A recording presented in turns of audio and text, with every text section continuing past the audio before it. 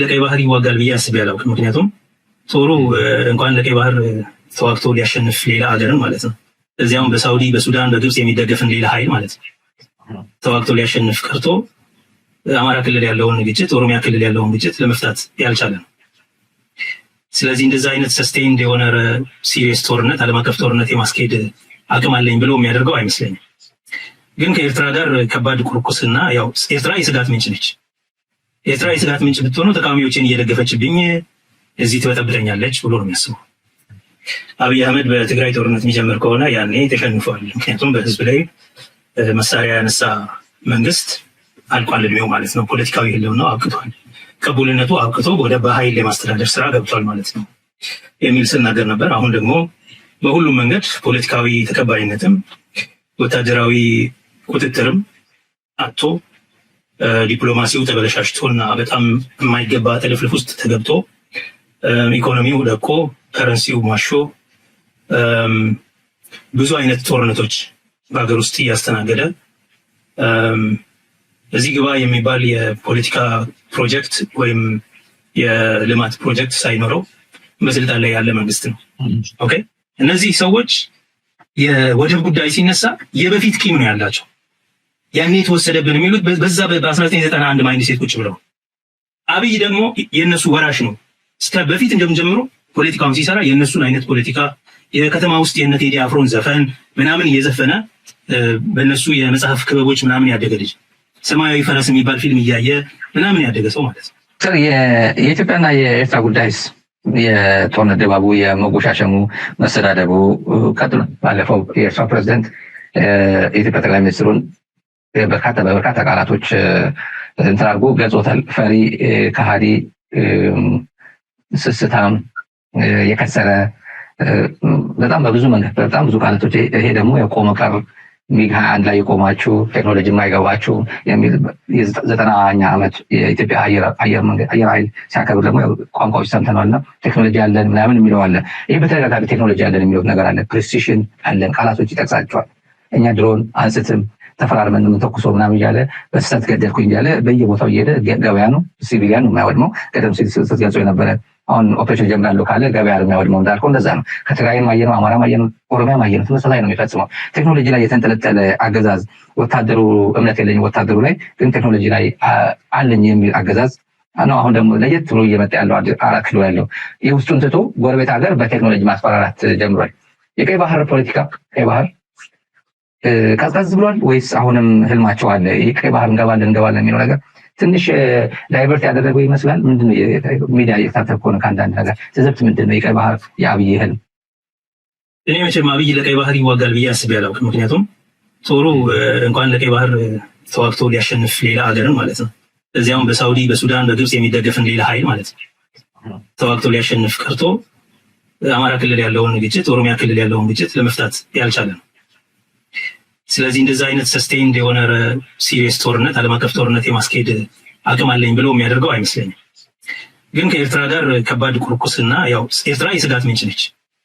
ኤርትራ የስጋት ምንጭ ብትሆነው ተቃዋሚዎችን እየደገፈችብኝ እዚህ ትበጠብጠኛለች ብሎ ነው የሚያስበው። ስለዚህ ኤርትራ የስጋት ምንጭ ሆና እዚህ የምትበጠብጠው ከሆነ እሱ ደግሞ አሰብን ይይዛለው እያለ መበጥበጥ አለበት።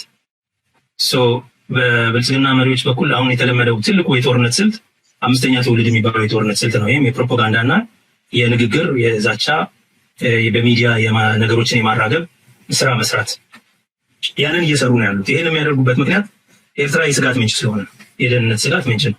የደህንነት ስጋት ምንጭ የሚሆነው ለምንድን ነው? ሌሎችን ፕሮክሲዎችን ይጠቀምና እዚህ ስልጣኔን ይበጠብጥብኝ ይወስድብኛል።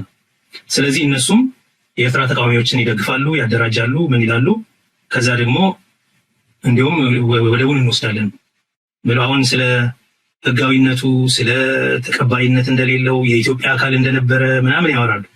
ይሄ እንዳልኩ ኢንፎርሜሽን ጦርነት ነው። ዲፌንሲቭ እንዲሆኑ እያደረጋቸው ነው ሰዎች ገብተዋል። እና እነሱ ደግሞ ይህንን በቃ የተረዱት ይሆን አላውቅም። ግን ኦፍኮርስ ደግሞ ኢንተርናሽናሊ ዲስፒዩትድ ቴሪቶሪ ያደርጉትና በኋላ ሌላ ነገር ስለሚወልድ የውጭ ጉዳይ ሚኒስቴር አምባሳደሮቹ በየጊዜው መልስ ይሰጥበታል። ብቸኛው ያለው አልጀርስ ስምምነት ያለ ቅድመ ሁኔታ ተቀብያለሁ ብሎ መግለጫ የሰጠ መንግስት አይደለ እንዴ? አልጀርስ ስምምነት ከሱዳን እስከ ቀይ ባህር አይደለም አይመለከተውም እንዴ? የባድመ ብቻ አይመለከተው? ይሄንማ ደጋግመን ብለናል እኮ ይህን የኤርትራ ጉዳይ የአሰብ ጉዳይ ግልጽ ነው። የኤርትራ ግዛታዊ አካል እንደሆነ ማንም ሰው የሚክደው ነገር አይደለም። የኢትዮጵያ መንግስትም በዓለም አቀፍ ስምምነቶች ውስጥ የገለጸው ነው። በሬፈረንደሙም ጊዜ ነፃነቷን ስታገኝና ሬኮግኒሽን ሲሰጣት በዩናይትድ ኔሽንስ መጀመሪያ ዲፖዚት ያደረገው እውቅና ሰጥተው የኢትዮጵያ መንግስት ነው። አሰብን የጨመረ ኤርትራ ነው እውቅና ሰጥቶ የሰጠው ያስቀመጠው።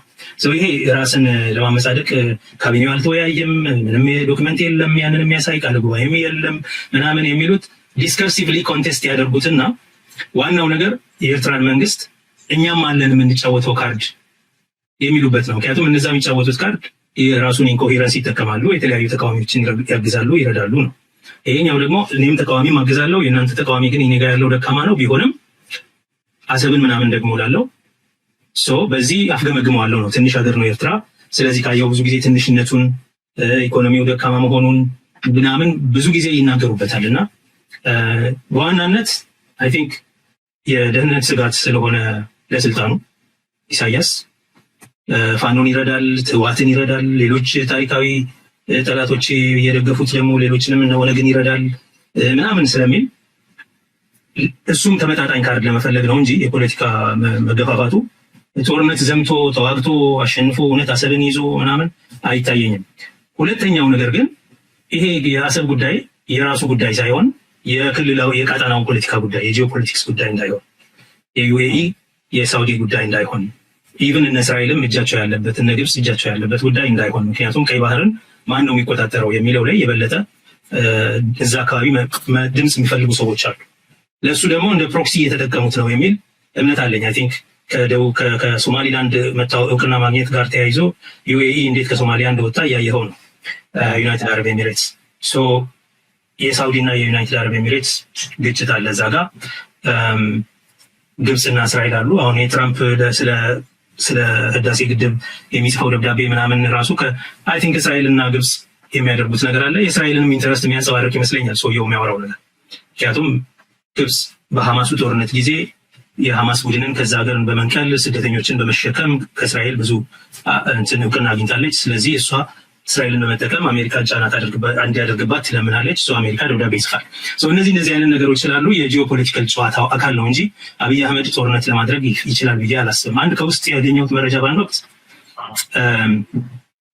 ዩናይትድ አረብ ኤሚሬትስ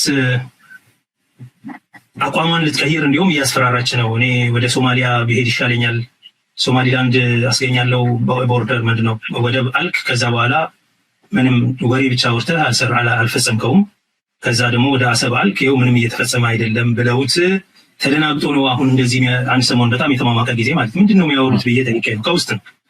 እና ዩናይትድ አረብ ኤሚሬትስ አቋም ልቀይር ነው አሰላለፍ ልቀይር ነው የሚል ስሜት ስታሳየው ይኸው ይሄን እያደረግኩኝ ነው ለማለት ነው ይሄ ሁሉ ጫጫታ እንጂ የሚዋጉ መቼም አይመስለኝም የሚል እና ከሁሉ በላይ የጠቅላይ ሚኒስትሩ አማካሪ ጌታቸው ረዳ በአልጀዚራ ላይ ቀርቦ ሲናገር ሁለቱም they will find some wisdom in them to find ከጦርነት ውጭ ይሄንን ችግር ለመፍታት የሚያደርጉበት መንገድ ይኖራል ብዬ አምናለሁ። ወደ ጦርነት ይገባሉ ብዬ አላምንም በፍጹም የሚል ነገር ነው የሰማሁት። I'm sure ዝም ብሎ የሚናገረው ነገር አይደለም። የጠቅላይ ሚኒስትሩ አማካሪ የሆነ ሰው I'm sure ያን ያህል እውነት ይመስለኛል። ለጦርነት የሚሄዱ አይመስለኝም። እርግጥ ምንድነው የተወሰደብን እናመላልሳለን አለ ከትላንት ወዲያ። እሱ የድሮ በደርግ ጊዜ የተሸነፉ ሰዎች አሉ። የኢትዮጵያ የአብይ ዋና የፖለቲካ ኮንስቲትዌንሲ የደርግ ኩርፈኞች አሉ። እንዴት ነው 4 ኪሎ የተቀመጠው የሚሉ ወገኖች አሉ። አገዛዞች በዚህ ደረጃ ወድቀው በዚህ ደረጃ የህዝብ ይሁንታ አጥተው እንዴት ቤተ መንግስት ላይ ሊቀመጡ ይችላሉ? ፓርቲኩላርሊ የኢትዮጵያ ኬዝ ኤግዛምፕል ወስደን እስቲ ዶክተር በሱን ጀምር። እንግዲህ የኢትዮጵያ መንግስት ከወደቀ ቆይቷል። በእኔ እምነት በዚሁ ሚዲያ ላይ አይ ቲንክ በቲኤምኤች ከአንተ ጋር ስንወያይ የዛሬ 6 ዓመት አካባቢ አብይ አህመድ በትግራይ ጦርነት የሚጀምር ከሆነ ያኔ ተሸንፏል። ምክንያቱም በህዝብ ላይ መሳሪያ ያነሳ መንግስት አልቋል እድሜው ማለት ነው። ፖለቲካዊ ህልውናው አብቅቷል፣ ቅቡልነቱ አብቅቶ ወደ በኃይል የማስተዳደር ስራ ገብቷል ማለት ነው የሚል ስናገር ነበር። አሁን ደግሞ በሁሉም መንገድ ፖለቲካዊ ተቀባይነትም ወታደራዊ ቁጥጥርም አጥቶ ዲፕሎማሲው ተበለሻሽቶና በጣም የማይገባ ጥልፍልፍ ውስጥ ተገብቶ ኢኮኖሚው ደቆ ከረንሲው ማሾ ብዙ አይነት ጦርነቶች በሀገር ውስጥ እያስተናገደ እዚህ ግባ የሚባል የፖለቲካ ፕሮጀክት ወይም የልማት ፕሮጀክት ሳይኖረው በስልጣን ላይ ያለ መንግስት ነው። ታዲያ እንዴት ነው ይህ አይነት መንግስት በስልጣን ላይ የቆየው የተባለ እንደሆነ አይ ቲንክ አብዛኛው የፖለቲካ ተሳትፎ ሊያደርግ የሚገባው የህዝብ ክፍል ተሳትፎ ውጭ ሆኗል። ማለትም ዲሞቢላይዝድ ፖለቲካሊ ዲሞቢላይዝድ ሆኗል። በተለይ በኦሮሚያ እና በአማራ ክልል ሰላማዊው ህዝብ ፖለቲካሊ ዲሞቢላይዝድ ሆኗል። ምክንያቱም ገና በ2018 ያስገኘው የህዝባዊ እንቅስቃሴ ትግል ውጤት የሆነው ሽግግር ከመጨናገፉ የተነሳ ከመሰረቁ የተነሳ ለምሳሌ በኦሮሚያ ትግሉን በዋናነት ያንቀሳቀስ የነበረው የወጣት ኃይል የቄሮ ቡድን በፖለቲካሊ ዲሞቢላይዝድ ሆኗል። መጀመሪያ ላይ ግብ ደርሰናል፣ አሸንፈናል የሚል ትራያምፋሊስት መንፈስ ስለነበረ ከዛ በኋላ ደግሞ ስልጣኑ ተነጥቆ ወደ ፓወር ግራብ ተቀይሮ አንዱ በታገለው ሌላው ባለስልጣን ሆኖ የስልጣንም የእድሎችም የንብረትም ተጠቃሚ ሲሆን አየ። ስለዚህ ብዙ ተስፋ አድርጎ ሲታገል የነበረው ሰው የፖለቲካ ኤጀንሲ ማጣ፣ የኢኮኖሚ ጥቅምም የለውም፣ የማህበረሰባዊ እድሎቹም አልሰፉም። ከዚህ የተነሳ ዲስኢሉዥንድ ሆኗል፣ ዲስኢንቻንትድ ሆኗል። ያኔም ታግለን ምንም አላመጣንም የሚል አይነት ስሜት ውስጥ እንዲገባ ሆኗል። አይ ቲንክ በተመሳሳይ የአማራ ክልልንም ማሰብ ይቻላል። የአማራ ክልል ይልቅ ከአገዛዙ ጋር ለተወሰነ ጊዜ አብሮት ነበረ። አብዛኛው ህዝብ ኢትዮጵያ የሚል መንግስት ስለሆነ አት ኤክስፔንስ ኦፍ ብሔሮች ማለት ነው። ፌዴራሊዝምን የሚያጣጥል መንግስት ስለሆነ ህገ መንግስቱን ቀይራለሁ፣ እሽራለሁ፣ ሰርዛለሁ፣ አነሳለሁ ብሎ ቃል ገብቶላቸው ከዚያ አካባቢ ኮንስቲትዌንሲ ቤዝ ያላቸውን ፖለቲከኞች በጣም ስሩ አሰባስቦ ስለነበረ ወያኔንና ኦነጋውያንና ትነጋውያንን እንመታለን ምናምን በሚል የቆየ ቁርሾ ቂምን ያማከለ ጥላቻን ያማከለ ማሰባሰብ አሰባስቧቸው ስለነበረ የተወሰነ ጊዜ ከእሱ ጋር ተራምደዋል። ከ2022 በኋላ ግን በዛም ክልል መታለላቸው ገብቷቸው ይሄ የስልጣን ነጠቃ ቡድን ፓወር ግራብ ቡድን እንደሆነ የገባቸው ጊዜ ብዙዎቹ የአማራ ክልል የእሱ ደጋፊ የነበሩ ሊቃን ሙሉ በሙሉ ከዛ ተራግፈዋል። የኦሮሚያ ከ2019 ነው የተጀመረው። በብዙ ሴራዎች እና የግድያ ወንጀሎች፣ አሳሲኔሽኖች፣ ሶፎርስ እና በኋላም በጦርነት ምክንያት ቀደም ብሎ ብዙውን ኤሊት ኤክስክሉድ ያደረገ ስለነበረ ሁለቱም ጋር ፖለቲካ ኃይሉ ኢንፊብልድ ሆኗል። አንደኛ ተሰነጣጥቆ ተፈረካክሶ ሲቪል የፖለቲካ እንቅስቃሴ በሰላማዊ የፖለቲካ እንቅስቃሴ ኢንጌጅ እንዳያደርግ ሬዥሙን ከፖለቲካው ሜዳ ውጭ አድርጎታል። ከፖለቲካው ሜዳ ውጭ ነው ሲባል በምርጫ ተሳትፎ አሸንፎ ስልጣን ይዞ ወይም ደግሞ አትሊስት ተቃዋሚ ሆኖ ፖለቲካል ኤጀንሲ አንቀሳቅሶ መንግስትንና ፖሊሲዎቹን የመቃወም አቅም እንኳን እንዲያገኝ አልተቻለም። ግን በኦሮሚያ ምንም አይነት ውድድርም ስላልነበረ ብልጽግና ብቻውን ስለተወዳደረና ስላሸነፈ ምንም የተቃውሞ ድምፅም ምንም የለም። የኦሮሚያ የፖለቲካ ኃይሎች ሙሉ በሙሉ ኢንፊብልድ ሆነዋል። በአማራ ክልል የፖለቲካ ኃይሎች የተወሰኑቱ ፓርላማ የገቡ አሉ፣ ኮኦፕትድ የሆኑ ማለት ነው። ኢንሰም ወይስ የአብንና የእናት ፓርቲ ወዘተ የሚባሉ ፓርቲዎች እነዚህ ኮኦፕትድ የሆኑ አንዳንዶቹ እንዲሁም ስልጣንም ምርጫም ሳያሸንፉ በሚኒስትርነት ደረጃ ስልጣን የተጋሩ አንዳንድ ወገኖች አሉ። ያም ሆኖ ምንም ትርጉም ያለው ኢንጌጅመንት ክሪቲካል ኢንጌጅመንት ሂሳዊ የሆነ ግብግብ ከመንግስቱ ጋር ከስርዓቱ ጋር የማድረግ የህዝቡን ብሶት እና ዲስኢንቻንትመንት የማንጸባረቅ ከዚህ አንጻር ደግሞ የህዝቡን ብሶት ጋልቫናይዝ አድርጎ ለለውጥ የመንቀሳቀስ አቅሙ የፖለቲካ ኃይሉ ሙሉ በሙሉ አቅሙ ተሰብሯል። በውስጥ ያሉ የፖለቲካ ኃይሎች ፍራግሜንትድ ሆነዋል። አንዳንዶቹ ኮኦፕትድ በመሆናቸው፣ አንዳንዶቹ ከፖለቲካ የሜዳው በሙሉ በሙሉ ከምህዳሩ ውጭ በመደረጋቸው በምርጫ ተሳትፈው በፓርላማ የመወያየት አቅማቸው ስለተዳከመ፣ በውጭ ደግሞ ከዚህም ውጭ ባለ እንኳን ሰላማዊ የትግል እንቅስቃሴ እንዳያደርጉ በእስርና በስደት ስለወጡ ከስርዓቱ ውጭ ናቸው። ስለዚህ ከውጭ ያለ በተለያየ የሚዲያ ተቋም ላይ የሚደረግ ተቃውሞ እንቅስቃሴ እንጂ ህዝብን የማታገል አቅም አጥተዋል የፖለቲካ ኃይሎች። በሌላ በኩል ሲቪሊያን የሆነው የፖለቲካ ኃይል በከተማ አካባቢ ያለው በጦርነት ላይ ያልተማገደው ማለት ነው እንደዚሁ ዲሞቢላይዝድ ሆኗል። ዲሞቢላይዝድ የሆነበት ምክንያት በስርዓቱ አጭበርባሪነት፣ በስርዓቱ ጦረኝነት በአንድ በኩል፣ በሌላ በኩል ከዚህ በፊት ተንቀሳቅሰን ታግለን ደማችን አፍሰን ምንድን ያገኘ ነው በሚል አሁንም ምንም የሚሻል የተሻለ ነገር የሚመጣ የለም በሚል ሶስተኛ ተአማኒነት ያለው አማራጭ ክሬዲብል ኦልተርናቲቭ አመራር የአብይ አህመድን ስርዓት ቢወድቅ እነከሌ ይሄን ያደርጉልኛል የሚል ወጥ የሆነ አመራር በተለይ ደግሞ ኮሄረንት የሆነ ተቃዋሚ ኃይል በአንደኛ ነገር በራሱ እያንዳንዱ የተቃዋሚ ኃይል በራሱ የፖለቲካ ስልጣንን ለመናጠቅ ህዝብን አታግሎ አንቀሳቅሶ ስልጣንን ለመናጠቅ አይ ቲንክ በዋናነት የአመራር ብቃት ችግር ይስተዋልበታል በሙሉ ማለት አክሮስ ደቦ ከዚህ በፊትም ጠቅሼዋለሁ። ሲሪየስ የሆነ ሊደርሺፕ ክራይሲስ አለው። በራሱ ብቻውን እያንዳንዱ የፖለቲካ ፓርቲ የፖለቲካ ኃይል ሆኖ ወጥቶ በህዝብ አመኔታ ኖሮት ህዝብን አንቀሳቅሶ እንደገና ሪኢንጌጅ አድርጎ ሲቪክ ሪኢንጌጅመንትን አምጥቶ ማህበረሰቡን አንቀሳቅሶ መንግስትን ለመጣል የሚያስችል ብቃት በግል አልቻሉም።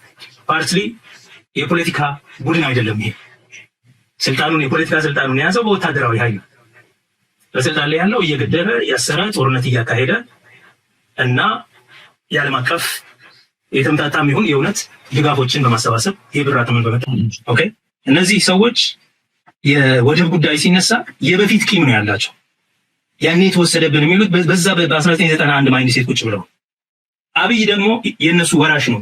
እስከ በፊት እንደምጀምሮ ፖለቲካውን ሲሰራ የነሱን አይነት ፖለቲካ የከተማ ውስጥ የነ ቴዲ አፍሮን ዘፈን ምናምን እየዘፈነ በእነሱ የመጽሐፍ ክበቦች ምናምን ያደገ ልጅ ሰማያዊ ፈረስ የሚባል ፊልም እያየ ምናምን ያደገ ሰው ማለት ነው። ኦኬ እነሱ ያን ኮንስቲትዩንሲ ለማነቃቃት የሚደረግ ጥረት ነው ይሄ። ምክንያቱም ሁሉም ድጋፍ የለውም። አሁን ከዚህኛው ትውልድ ድጋፍ የለውም። ከኦሮሚያ እሱ ከቤዜ ነው ከሚለው በሙሉ በሙሉ ተተፍቷል። በለውጥ ዘመን የደገፈው የአማራ ክልል ልሂቅ ሙሉ በሙሉ ሪትሪት አድርጎ እንዲሁም ኢትዮጵያንም ይዘህ የራስ ጉዳይ ብሎታል። ኦኬ ስለዚህ እዛው አዲስ አበባና አካባቢ ላይ የቆዩ ያኛውን ሴንቲሜንት ኤክስፕሎይት ያደርጋል አሁንም እና ዲ ኦልደር ጀነሬሽን ደግሞ ልክ እኮ ነው በስህተት ነው ያጣነው ያኔ እኮ የሚሉ ሰዎች አሉ። ኦፍኮርስ ደም ስለገበሩበት ሽንፈት ዝም ብሎ አይደለም፣ ብዙ ሰው ሞቶበታል በዛ ጦርነት። በተለይ አሁን ምጽዋ ማለት መጽሐፍ የተጻፈበት ነው የደርግ ሰዎች የጻፉት ማለት ነው። የምታውቀው አምሳለ ካማን ነው ቴሌ ሳልቫኖ ምናምን የጻፏቸው ብዙ ጽሁፎች አሉ እና እነሱን ነው ማኒፕሌት የሚያደርገው እነዚህን የቆዩ ቂሞችና ሀዘኖች ቁጭቶችን ኤክስፕሎይት በማድረግ እነዚህን ሰዎች ሪሞቢላይዝ ለማድረግ ነው። ይሄ ግን ያለፈ ትውልድ ነው። ይሄ የአሁኑ ትውልድ አይደለም። ይሄ የአሁኑ ትውልድ ውስጥ ግን አዲስ ያቆጠቆጠ ቡርዣ አለ። ይሄ ከ91 በኋላ የተወለደ ትውልድ በከተማ አካባቢ ያለ አሁን የአብይ የፖለቲካ ኮኦፕቴሽን ተጠቃሚ የሆነ ኢኮኖሚውን የተቆጣጠረ አብሮት ማለት ነው ነጋዴ የሆነ ይሄ ነጋዴ ክላስ አዲሱ ማለት ነው አዲስ ቡርዣ አለ። ይሄ ነጋዴ ክላስ ከዘር ማጥፋቱን ከምኑም ያተረፈው ማለት ነው። ሰሊጥ ነበር አይደል አንዱ ዘመቻቸው ግርግሩ የነበረው ኩዝ ነው። ይሄ ነጋዴ ክላስ በፖርት ተጠቃሚ ይሆናል። ነው ኮስችን አባውት ኢት ብልጭልጭ የሚወድ ክላስ ነው። ሚድል ኢስት ነው ብዙ ኑሮ ሪል ስቴት ቢዝነሱ ምናምኑ ያለው እና ያ ክላስ አለ። አሁን ስለ ፖርት እነሱ ሲያወሩ አዎ ልክ ይገባናል ምናምን የሚል ሰው የነጋዴን ኢንትረስት ሁሉ መናቅ የለብህም። ስለ ታሪክና ስለ ፖለቲካ ቅቡልነት ምናምን አያስብም። ነጋዴ ፕሮፊት ያስገኛል ብሎ ነው የሚያስበው። ሰው የሚያስቡት በዱባይም ገዛ ይሁን በሌላም ገዛ ይሁን አሰብ የሚባል ወደብ በቆረጣም በጨበጣም ከተገኘ አትራፊ ነው የሚሆኑት እነሱ። ስለዚህ ይከፍላሉ፣ ፋይናንስም ያደርጋሉ ለጦርነት። እንደዚህ ነው የሚያደርጉት። ይሄንን ክላስ ነው አንዱ እንደገና በአትኩሮት ማየት ያለብን። የዚህ ፋይናንሻል ክላስ አሁን አዲስ ኢመርጂንግ ፖለቲካል ክላስ አብዛኞቹ ወጣት ናቸው። በደርግ ዘመን በኋላ መጨረሻ ላይ የተወለዱ ናቸው። የኢህአዴግ ዘመን ልጆች ናቸው። ሌላው ይሄ የኢትኒክ ፖስት ኢትኒክ ናቸው። ተጥቷል። ኦሮሚያ ምናምን ስትል ኦሮሚያ ያለው ብሶት የታሪካዊ ጥያቄ አይታየውም። ምክንያቱም ኦሮሚያ የሚባል ክልል ነው የተወለደው። በኦሮምኛ እየተማረ ነው ያደገው። ኦሮሞ ተጨቆናል ስትለው አይገባውም። የኦፒዲዮ ልጅ ነው። ገብቷል። ባለፈው እንደጠቀስኩልህ የነ ባጫ ደበሌ የነ ጣባ ደበሌ ልጆች ምናምን ናቸው። አሁን ቴክኖ ዊዝ የሆኑት ልጆች እነዚህ። ይሄን ክላስ በጥንቃቄ ማየት ያስፈልጋል። አዲሱ ወጣት የሆነ ተጠቃሚ ክላስ አለ። ይሄ ክላስ ንግድ ብቻ ነው የሚያስበው። ፕሮፊት ነው። በተቻለ መጠን ተስፈንጥሮ ከዓለም አቀፍ ካፒታሊስት ኃይል ጋር መያያዝ ነው የሚፈልገው። ያውን የባንክ ፕራይቬት እንትን ማድረግ ሊበራላይዝ ማድረግ ከረንሲውን ሊበራላይዝ ማድረግ ምንም ግድ ያልሰጠው ትውልድ ይሄኛው ትውልድ ነው። ኢንተርናሽናል ከሆነው በክሪፕቶ ምናምን መነገድ የሚፈልግ ትውልድ ነው አሁን ያሉት። እነዚህኞቹን ክላስ እያገናዘብን አይመስለኝም። ምክንያቱም ኃይለኛ ክላውት አላቸው ይህንን ሬዥም በማቆም ረገድ። ሁለተኛ ጥቅም አላቸው። የወደፊትም ተስፈኛም ናቸው። አይደለም ወደብ ከዛ ከሱዳንም አመጣለሁ ብትል እንዲሁም አውሺ ነው የሚሉት። ምክንያቱም ጥቅም አላቸው። ኢምፓየር ቢልደርስ ናቸው። ድንበር ዘለል ካፒታልን እያንቀሳቀሱ ሁሉንም ቦታ እንደ ትርፍ ማምጫ ቦታቸው የሚያዩ ወጣት ልጆች አሉ። እነሱን ከግንዛቤ መክተት ያስፈልጋል። ለእነሱ ተብሎ ካልሆነ በቀር የሚወራው ይሄ በህገወጥን የተወሰደብን ምናምን የነዛ የቁልፈኞቹን ሴንሲቢሊቲ ኤክስፕሎይት ለማድረግ የድሮ ሰዎችን ፍላጎት ኤክስፕሎይት ለማድረግ ኃይለ ሥላሴም የኤርትራን ፌዴሬሽን በሚቃወሙ ጊዜ ወይም ደግሞ ዩናይትድ ኔሽንስ የኤርትራን ጉዳይ ከሌሎች ቀኝ ሀገሮች ጋር እንዲወሰን ለማድረግ ባለም ጊዜ የሚከራከሩበት የነበረው ነገር በሚኒሊክ ጊዜም በስህተት ነው ያመለጠችን የኛ ያለ ባህር በር ምናምን ሰው ሬዞኔት ያደርጋል። ይሄ አይነት አነጋገር ሰው ከተለመደው ወደ ቀድሞ ክብሯ መመለስ ምናምን ከሚለው ቬግ የሆነ ኮሚትመንት ከዛ ጋር የተያያዘ የአንድ የሆነ ቡድንን ሴንሲቢሊቲ ኤክስፕሎይት ለማድረግ የሚደረግ ንግግር ነው እንጂ ሲሪየስ የሆነ ኮሚትመንት ያለው አይመስለኝም። ለምንድን ነው ይሄንን የሚፈልገው? ሌጂትመሲ ስልጣኑን ለማራዘም እድል ይሰጠዋል፣ ይጠቅመዋል። አንድ የድጋፍ ቤዝ ያስገኝለታል። ስለዚህ ይሄንን እያወራ በዛ ላይ ምንም የፖለቲካ አጀንዳ የለውም። እንደምታየው ከግድቡ ወደ ወደቡ ነው መሄድ ያለበት። ምክንያቱም ራሱ የሚያራምደው ምን ፖለቲካ አለው? ጦርነት ነው ሌላው ነገር። ይሄ ዲስኮርሱን የማስከተያ የህልውናው መንገድ ስለሆነ ይህንን ያወራል እንጂ ጦርነት ይፈጥራል በጣም አላምንም። ምናልባት ወደቡን አስታከው ወደ ጦርነት ሊገቡ የሚችሉት አሁን እንደምናየው ትግራይን አስገድጄ ምርጫ አደርጋለሁ ምናምን ብሎ እንዳልኩ ጦርነት የሚጀምር ከሆነ ወይም ከትግራይ ጋር ወደ መሳሪያ መማዘዝ ከተካሄደ ያኔ ኦፍኮርስ እሱም ኤርትራ ታግዛቸዋለች በሚል ኦልሬዲ በዚህኛው ሰበብ እያደረገ ስለሆነ እየዛተ በዛ ውስጥ ሊገባ ይችላል። እንግዲህ የዓለም አቀፍ ትብብሩ ነው የሚረዳው። ምን አይነት መሳሪያ ያላቸው፣ ምን አይነት ቴክኖሎጂ ያላቸው፣ በምን አይነት ፍጥነት ያንን ሊጨርሱ ይችላሉ ምናምን የሚለው ነገር ሊያስነሳ ይችላል። ከዛ ውጭ ግን ከኤርትራ ጋር ጦርነት ይገባሉ የሚል ስጋት እኔ አንድም ቀን ኖሮኝ አያውቅም። አይ ዶንት ቲንክ የሚኖር አይመስለኝም በዛ በኩል።